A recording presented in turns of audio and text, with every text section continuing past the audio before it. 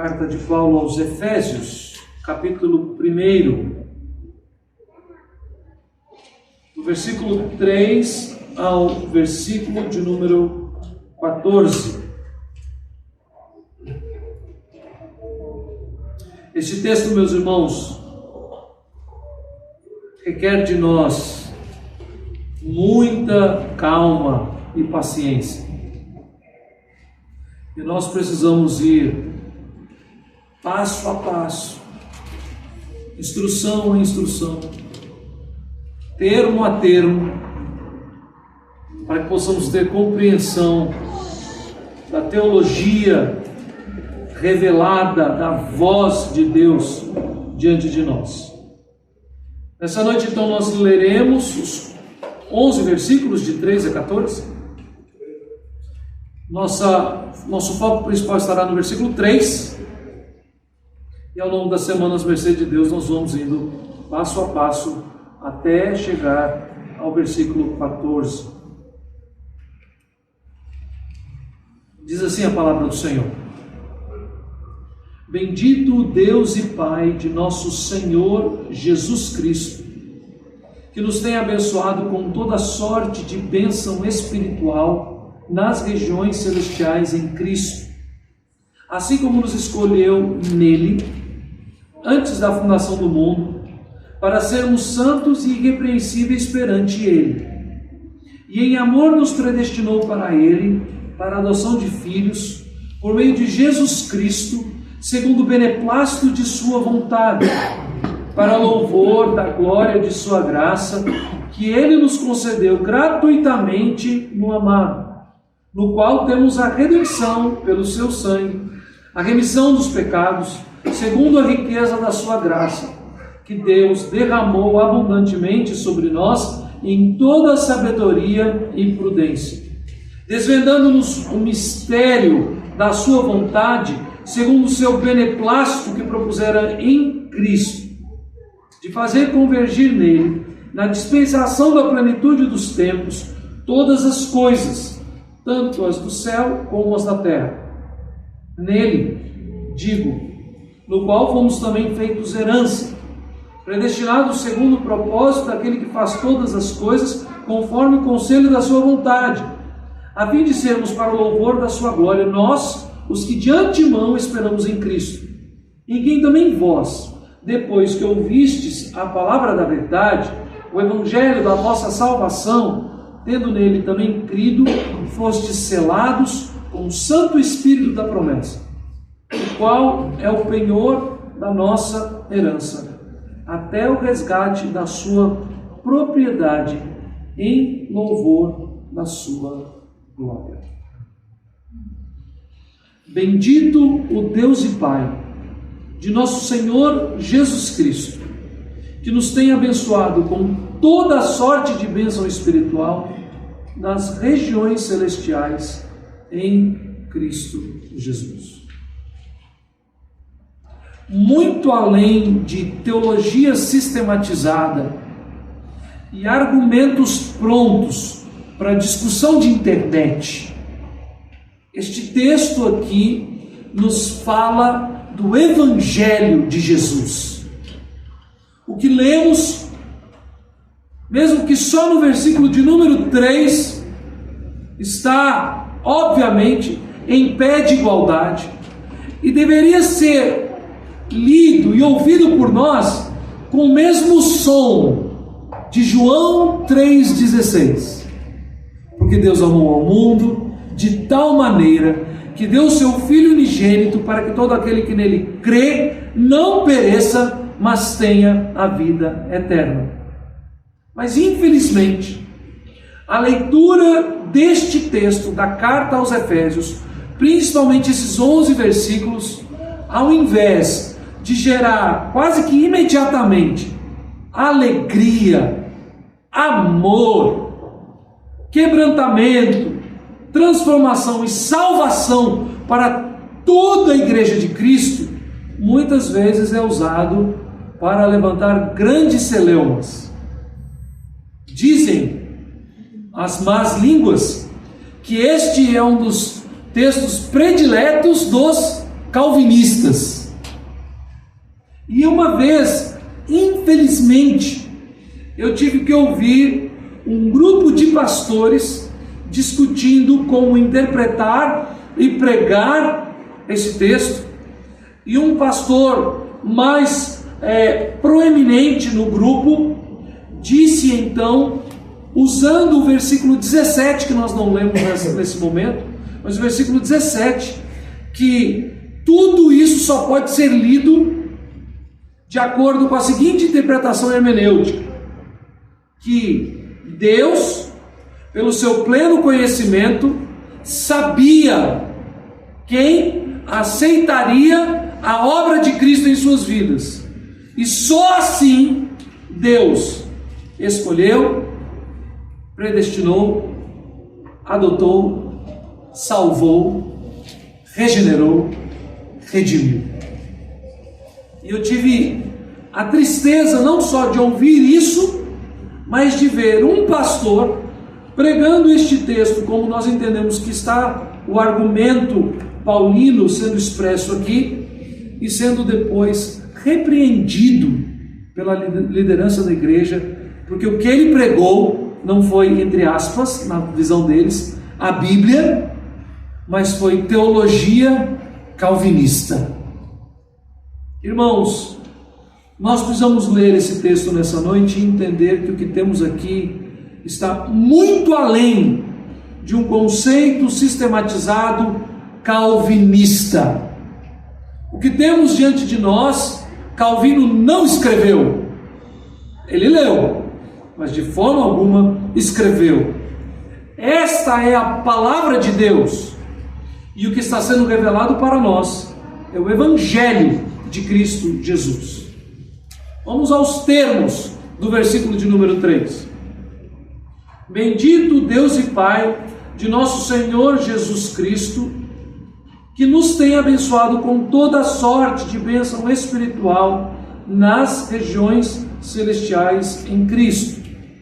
O problema é que o versículo 3, ele é interrompido pelo versículo 4, e eu confesso aos irmãos que o meu maior dilema, a minha maior dificuldade com este texto são os versículos, que eles cortam o texto inteiro, fatiam o texto todo. E quando eu olho esses versículos, eu me lembro de uma vez que nós fizemos um churrasco na nossa igreja em Belo Horizonte, e as irmãs da igreja, habilidosas cozinheiras, e eu cheguei para elas, pastor, o que a gente pode ajudar? Eu falei assim, irmãs, eu comprei essas peças grandes, vocês podem cortar a peça para preparar, para eu só pôr no espeto e fazer o churrasco? E elas, não, pastor, pode deixar com a gente. Voltei depois de algum tempo, e aquelas belas peças de carne que iriam para a grelha estavam todas cortadas e limpas, que no entendimento daquelas irmãs era cortar em cubos e tirar a gordura. Os versículos neste texto acabam muitas vezes, cortam a ideia no meio. Então nós podemos meditar neste primeiro versículo 3, mas sem o restante dos versículos nós vamos ficar perdidos. A primeira coisa que nós precisamos entender então nessa noite, meus irmãos, é que nós temos diante de nós um versículo que diz que nós temos em Jesus todas as bênçãos. Todas as bênçãos estão em Cristo. Mas nós vivemos em um contexto cristão, evangélico, que interpreta tanta coisa como bênção, que nós sequer sabemos como ler o que são essas bênçãos espirituais nas regiões celestiais em Cristo. Toda sorte de bênção espiritual nas regiões celestiais em Cristo. E o que nós precisamos entender, na verdade, é que a salvação em Cristo Jesus é a plenitude das dádivas espirituais a todo o cristão. A salvação em Cristo Jesus é de fato um ato exclusivo que carrega todas as bênçãos que os crentes em Cristo recebem. A igreja de Cristo Jesus é abençoada de forma plena total, final, na obra da salvação que o Senhor Jesus conquistou na cruz e na ressurreição.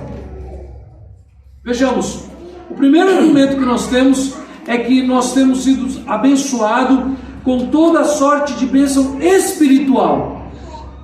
E aqui no versículo de número 4, que como eu disse, corta errado, fatia errado essa peça, ele completa após a vírgula dizendo: assim como, desta maneira, da seguinte forma, mostrando então que nos escolheu, eleição, nos predestinou, versículo de número 5, quando fala sobre, nós temos nele, versículo 7, a redenção, nos concedeu a sua graça gratuitamente no amado, versículo 6, derramou sobre nós abundância de sabedoria e prudência, versículo 8, nos colocou no seu beneplácito, ou seja, na mais perfeita manifestação da sua vontade em Cristo Jesus, fez com que todas as coisas do tempo criado convergissem no seu Filho. Nele nos deu herança, nele nós também somos redimidos. Versículo 7, temos a redenção e a remissão. Através de Cristo recebemos o selo da promessa do Espírito Santo. Fomos feitos co-herdeiros com todos aqueles que já esperavam a vida de Cristo, à medida que recebemos a salvação em Jesus. Ou seja, para que nós possamos compreender que temos tudo em Cristo, e sabendo que nós vamos ter que ter paciência para semana após semana ir por termo a termo, entendamos que não estamos aqui estudando termos teológicos de uma corrente teológica histórica. Nós estamos estudando a manifestação através da divina inspiração do apóstolo Paulo, para que conheçamos mais profundamente os plenos argumentos do Evangelho, do amor e da graça de Cristo. Quando então o apóstolo Paulo nos diz que ele nos tem abençoado com toda sorte de bênção espiritual, ele está dizendo que em Jesus, na cruz do Calvário, nós recebemos de uma vez só eleição, predestinação, adoção, redenção, remissão, herança, prudência, sabedoria. Nos tornamos co-herdeiros com o seu povo, que pela fé, como diz o autor aos Hebreus, aguardava ansiosamente a vinda do Messias prometido. Recebemos o selo do Espírito Santo. O primeiro argumento então do versículo 3 é que a obra de Cristo é completa. Toda sorte de bênção espiritual. Não nos falta absolutamente nada. Se Deus é por nós, quem será contra nós? O argumento então do versículo 3 que nós precisamos carregar para nós nessa noite, levar para casa com muito carinho e meditar durante essa semana, é que à medida que nós dizemos que temos todas as bênçãos em Cristo, nós estamos falando sobre todas as bênçãos de Deus. Tudo aquilo que Deus predeterminou antes da fundação do mundo foi outorgado num ato só. Por mais que na providência de Deus e na história da humanidade nós recebamos essas bênçãos em outros momentos, porque nós só podemos receber tais bênçãos no momento em que o Espírito Santo de Deus aplica a sua obra em nossas vidas e nós professamos a fé em Jesus.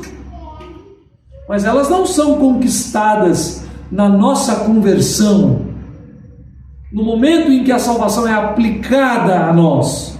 O apóstolo Paulo está dizendo: aqueles que foram salvos em Cristo, aqueles a quem ele diz: em quem também vós, depois que ouvistes a palavra da verdade, o evangelho da salvação, da vossa salvação, tendo nele também crido, fostes selados com o Santo Espírito da promessa. Ou seja, no momento em que, ouvindo o Evangelho, o Espírito Santo sela o coração do eleito e eles creem para a salvação, naquele momento, tudo aquilo que já nos foi conquistado por Cristo nos é dado. Nós recebemos o pacote completo, não falta absolutamente nada. O segundo argumento que ele nos faz é que nós temos toda a sorte de bênção espiritual nas regiões celestiais. Ou seja, aquilo que recebemos de Cristo vem do alto. Aquilo que recebemos de Cristo, de maneira nenhuma pode ser considerado por qualquer um de nós aqui nessa noite como algo que possa vir a ser conquistado. Cristo conquistou, Cristo outorgou, e estas coisas vêm do alto. As bênçãos de Deus, o Pai, em Cristo Jesus. Essa, na verdade, essa frase que eu acabei de dizer poderia ser um excelente resumo, um título para esses 11 versículos. Todas as bênçãos do alto no Pai, em Cristo Jesus. Vejam como, na verdade, nesses 11 versículos, a repetição do nome de Cristo e a inferência à pessoa de Cristo, quando nós temos aqui nele, por ele, no amado, bendito Deus e Pai de nosso Senhor Jesus Cristo, nas regiões celestiais em Cristo, como nos escolheu nele e nos predestinou para ele, para a adoção de filhos por meio de Jesus Cristo. E você continua pelo texto e você vai perceber que o texto tem um só recheio, que transborda: Cristo, Cristo, Cristo. Então não só ele nos outorgou, mas o que nos é dado vem das regiões celestiais. Por quê? Porque Jesus não é mero homem. Porque Jesus não é como um profeta qualquer. Porque Jesus não foi alguém ricamente abençoado por Deus e que recebeu algum tipo de poder especial para dar este poder. Porque as bênçãos vêm de onde Cristo vem, e Ele é Deus, sendo Ele perfeito homem e perfeito Deus. É por isso que o apóstolo Paulo afirma que tudo aquilo que nos é dado por Deus vem de Deus. Quando ele diz que nós temos as bênçãos em Cristo, ele está falando que nós temos em Deus. Ele não está falando que nós temos em algum tipo de semideus ou um Deus secundário. Não, nós temos em Deus. Se falarmos o nome do Pai, falamos de Deus. Se falarmos o nome do Filho, falamos de Deus. Se falarmos em o nome do Espírito, falamos de Deus. De maneira nenhuma podemos distinguir isso. As obras que Cristo fez na terra são obras de Deus.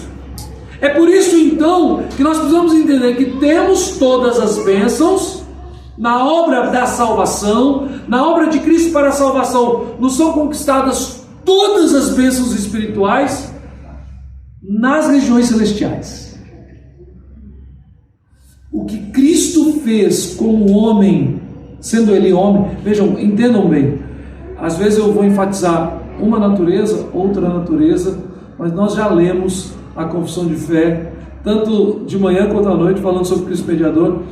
Cristo é um só, homem e Deus, 100% homem, 100% Deus. O que nós lemos hoje de manhã tem a terminologia que eu amo, né? Que diz assim, que as duas naturezas não se confundem, mas elas também não se repelem. Um só Deus. Mas o que Cristo fez, sendo Ele Deus, e tendo se encarnado como um homem, todas as coisas que Ele fez têm significância espiritual, celestial. O ensino de Cristo aos seus discípulos enquanto na terra é o ensino do alto. Os milagres de Cristo enquanto encarnado aqui na terra são milagres do alto. O sofrimento de Cristo aqui em nosso lugar, nesta terra, são sofrimentos predestinados e em favor de bênçãos espirituais que vêm do alto. A cruz do Calvário é uma obra do alto. Ali Cristo sofreu na carne as dores humanas, mas ao mesmo tempo recebeu sobre a sua alma todas as angústias do inferno que estavam reservados para todos os eleitos. A ira de Deus foi derramada sobre Cristo naquele ato. A justiça aplicada em Cristo na cruz não foi a justiça de homens, até porque o que os homens fizeram foi injustiça. A justiça aplicada em Cristo na cruz do Calvário foi justiça do alto. E é por isso que nós podemos entender que na sua ressurreição, com poder em glória, o Senhor Jesus conquistou para si todos os seus eleitos com o poder do alto.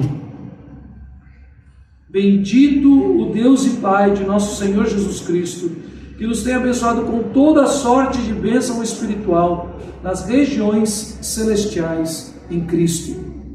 Bênçãos espirituais. Não se enganem, Deus pode sim curar enfermos, e Ele cura, mas nem sempre. Nem sempre. Algum tempo atrás ouvi o testemunho de uma irmã em Cristo.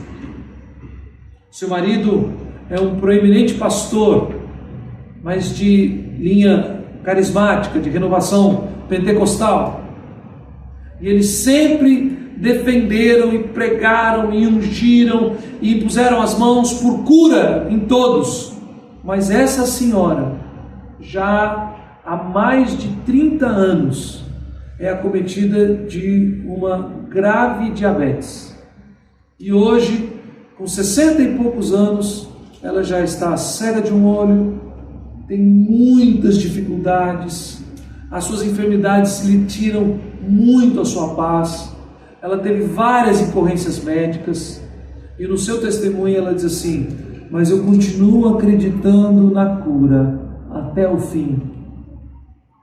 Eu poderia ouvir ela dizendo isso e dizer: isso é coisa de pentecostal. Jamais. Eu ouvi ela dizendo isso e pensei comigo mesmo: amém, eu também. Eu também. Mas não é porque entre alguns irmãos Deus revela momentaneamente cura física como uma manifestação das suas bênçãos, e em outros não, que pode haver algum tipo de entendimento equivocado, de divisão ou acepção de pessoas entre os eleitos de Deus quanto às bênçãos espirituais em Cristo Jesus. Enfermos e sãos, jovens e idosos, ricos e pobres, independente das circunstâncias, das realidades da graça comum, todos os eleitos de Deus recebem todas as bênçãos espirituais por causa de Cristo e de Cristo somente. E todas essas bênçãos vêm do alto. Meus irmãos, e qual é a dificuldade em crer nisso? Qual é o problema em dizer: mas isso é coisa de presbiteriano, isso é coisa de calvinista, isso é coisa de hipercalvinista? O grande problema, meus irmãos, é que quando olhamos para a manifestação da graça de Deus nesse pequeno versículo e queremos refutar todo o texto dos 11 versículos, porque não se adequa à minha teologia, eu estou, na verdade, negando o evangelho verdadeiro. E aí está o grande problema. Numa conversa que tive essa semana, a pergunta veio: pastor, e isso é heresia? E eu fiquei assim, com muita vontade do meu coração de dizer: é sim. E sair dali e pegar uma estaca e pegar todos aqueles hereges que eu vi na minha frente e sair queimando todo mundo. Eu falei: calma. Aí eu disse assim: é complicado, porque a implicação é, muitas pessoas que professam a Cristo, e eu chamo-os de irmãos, infelizmente incorrem nesse erro. Mas o problema, meus irmãos, é que se nós refutamos a eleição por parte de Deus aos salvos em Cristo, nós refutamos as bênçãos espirituais nas regiões celestiais. Se nós afirmamos que um eleito de Deus pode cair da graça e perder a salvação, eu não estou refutando a fé ou a pseudo-fé daquele que possa cair, mas eu estou refutando a obra de Cristo Jesus, as bênçãos espirituais nas regiões celestiais em Cristo Jesus. O grande X da questão e o grande problema, quando começamos a querer negar e refutar eleição, predestinação, adoção, redenção, remissão, o batismo do Espírito Santo e coisas desse sentido, não está em discutir teologia via internet com aquele calvinista chato e soberbo, com o presbiteriano frio, com aquelas pessoas que se adequam a doutrinas antigas do século 17 e estão presos e não conseguem ver o mover de Deus. Não, meus irmãos, o problema é que essas bênçãos nas regiões celestiais estão em Cristo, é que nós somos escolhidos em Cristo, é que nós somos predestinados para Cristo, nós fomos adotados por meio de Cristo, que nós recebemos a plena revelação da vontade de Deus em Cristo, para o louvor da glória da graça que recebemos em Cristo e para Cristo, no amado que é Cristo. E em Cristo nós temos a redenção, em Cristo nós temos a remissão dos pecados, e isso pelo poder do seu sangue. E eu poderia continuar, meus irmãos, indo até o final do texto. O problema não é a discussão teológica, o problema é conhecer o Evangelho de Cristo, o Evangelho de Jesus, a perfeita obra de Cristo, as bênçãos espirituais, as quais nós vamos, pela graça de Deus, meditar sobre elas semana após semana, nas regiões celestiais, são tudo aquilo que o Senhor Jesus Cristo conquistou em obediência ao Pai na sua obra na cruz do Calvário. E sim, homens não somente podem cair da graça e da salvação, como na verdade nenhum homem pode chegar à graça e à salvação por si só.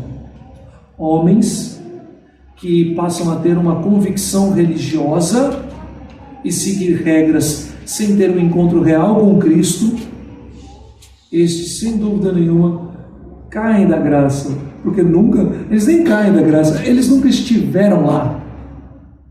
Humanamente falando, nós podemos sim ver pessoas que professaram a fé e que depois abandonam a fé. Recebemos na nossa igreja, alguns anos atrás, uma menina que tinha vindo aqui da região do Nordeste, e o pastor dela me ligou, disse: vai chegar uma moça aí, está vindo da nossa cidade, acolha essa moça. Membro, professa da igreja local. E ela veio para a nossa cidade, nós a acolhemos, a igreja acolheu, nós acolhemos a nossa casa, tratamos como família da fé. Temos por ela um grande carinho. Anos se passaram e nós sabemos que hoje ela está na Umbanda. E aí então as pessoas que querem teologicamente negar um texto como esse vão dizer, viu? Infelizmente, eu creio hoje que essa moça jamais entendeu o Evangelho. Ela se convenceu de várias coisas. Entrou para uma igreja com um grupo de amigos, se aliou àquele grupo de amigos. Esse grupo de amigos começou a estudar teologia reformada, saiu da igreja que estava e foi para a igreja presbiteriana da sua cidade, se envolveu mais, gostou das instruções, era pastoreada por um pastor muito capaz, muito inteligente, excelente pregador, sem dúvida nenhuma, foi conquistada por aquilo, amava a comunhão da igreja, mas nunca abriu mão de várias convicções que foram se revelando com o tempo. E ali em Belo Horizonte ela acabou entrando por essa linha e se encontrando de fato e de verdade na religiosidade da Umbanda. Nem mesmo tais exemplos, os quais nós temos inúmeros, com certeza cada um aqui tem alguns para contar, podem aplacar aquilo que Cristo conquistou. O cerne deste texto, como eu disse, muito além de teologia para ser discutida em redes sociais, é Cristo e Cristo somente. Como eu havia dito aos irmãos, eu tomei a decisão de ministrar a ceia de noite, que na nossa escala seria hoje de manhã, exatamente por causa desse texto. Porque eu entendo que aquilo que vamos fazer agora tem relação direta com este texto. Claro que o texto da criação hoje de manhã também tem relação direta com a mesa do Senhor. Mas eu, preparando o sermão nessa semana, eu entendi, pessoal, eu vou fazer a ceia logo após o sermão de Efésios 1, versículo 3. Porque quando nós recebemos da mesa do Senhor, nós recebemos um símbolo daquilo que expressamos em fé. E o que expressamos em fé é que na cruz toda a sorte de bênção espiritual nas regiões celestiais nos foram outorgadas. Quando nós comemos o pão, nós estamos aceitando de forma plena que antes da sua fundação do mundo nós fomos escolhidos e que essa escolha deu-se cabo dela quando Cristo tomou a cruz em nosso lugar.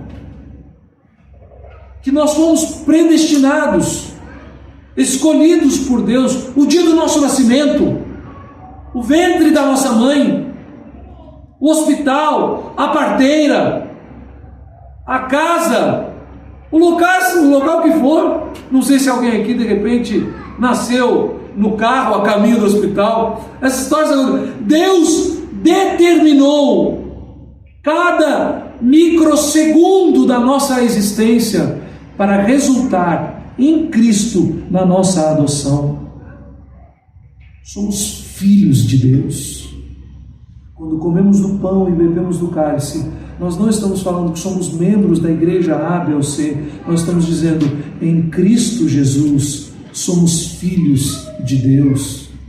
Também o Senhor decidiu no seu amado, ou seja, entregar o bem mais precioso, o seu Filho unigênito, para que com o seu sangue o preço da nossa dívida fosse pago.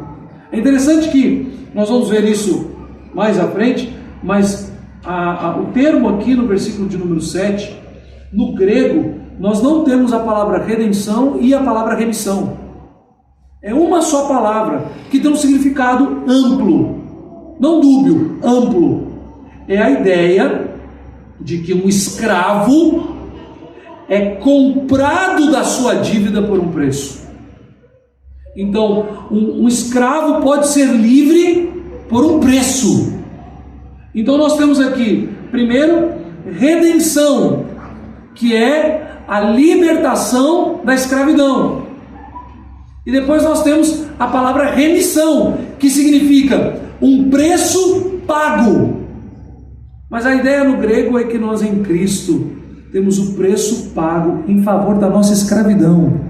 O preço que Cristo pagou na cruz não é um preço assim, olha, como se fosse uma grande fortuna que pudesse ser usada para diversos fins. O preço que Cristo pagou na cruz foi o preço exato para a libertação de todos os eleitos de Deus da escravidão, do pecado e da morte. Isso nós declaramos nessa mesa. Ao comermos do pão e bebemos do cálice, nós não simplesmente nos identificamos como um grupo específico, como uma instituição, como uma coletividade, mas nós nos identificamos como aqueles que como aqueles que fazem parte da Igreja de Cristo Jesus. Nós nos identificamos como um grupo chamados de os salvos em Cristo. E este grupo é aquele grupo de todos aqueles, os da antiga aliança e os da nova aliança, que foram selados com o Santo Espírito da promessa. Esta é a obra de Cristo em nós. E o Santo Espírito da promessa, veja, ele vai dizendo assim: a fim de sermos para o louvor da sua glória, nós os que de antemão esperamos em Cristo. Ou seja, ele está falando sobre os judeus. Ele está falando sobre Israel. Paulo, quando fala nós e vós, ele faz essa distinção entre a revelação da aliança para Israel e a revelação da aliança para os gentios. E ele diz, em quem também vós. E aí depois do versículo 14, o que ele fala? O qual é o penhor da nossa herança. Nossa herança. Agora ele juntou o nós da antiga aliança, o vós da nova aliança e falou nossa herança. Uma só aliança, uma só herança.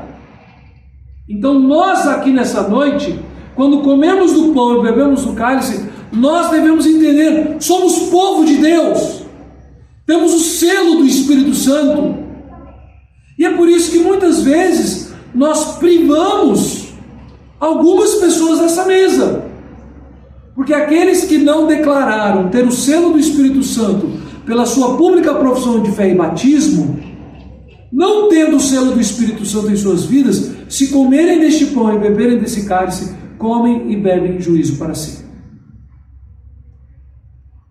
Nessa noite, meus irmãos, chamados a essa mesa e tendo este ato concomitantemente com o sermão, apliquemos em nossas vidas as verdades deste texto, que em Cristo não temos falta de absolutamente nada, todas as bênçãos espirituais.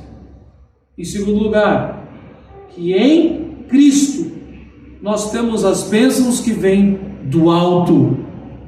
Esta mesa em Cristo Jesus remete ao nosso coração e alimenta o nosso espírito com todas essas bênçãos de Cristo. Esta mesa em Cristo Jesus é mais uma vez manifestação das dádivas do alto. Rejeitarei tais bênçãos por causa das discussões teológicas? Me colocarei em oposição às verdades bíblicas com medo de, entre aspas, me tornar calvinista? Ou deixarei de lado todos os títulos e argumentos e receberei da mesa do Senhor Jesus como plena manifestação do Evangelho, do amor e da graça de Cristo em nosso favor? Nos preparemos, irmãos, em alguns instantes de silêncio para recebermos da mesa do Senhor.